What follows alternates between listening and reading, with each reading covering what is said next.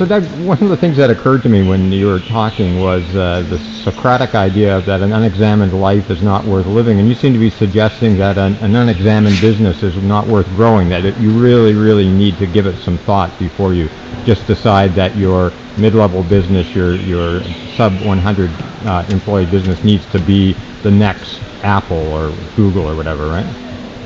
Well, I think it's a really interesting illustration that you brought out of Socrates, but I think it is appropriate. What I was trying to convey was that it is okay to stay small. It's honorable to stay small and make money. You can be very important.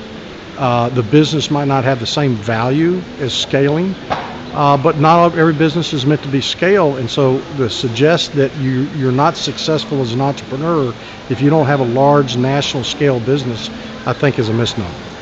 And you were also pointing out it's sort of honorable in terms of the American economy, in terms of providing the workplace 30% of the new jobs coming out of companies that are 3% of the existing companies in the U.S. Yeah, right? the notion that huge scale, high tech or startup businesses generate all the net job growth is not true. There's a lot of fine businesses in every SIC code in the United States. Between 20 and 100 employees are adding the vast majority of all the new jobs as a sector, and they're only 3% of all the companies. Right. So the message is sort of think first before you grow. Socrates. Okay. Thank you very much, sir. Thank you. Appreciate it.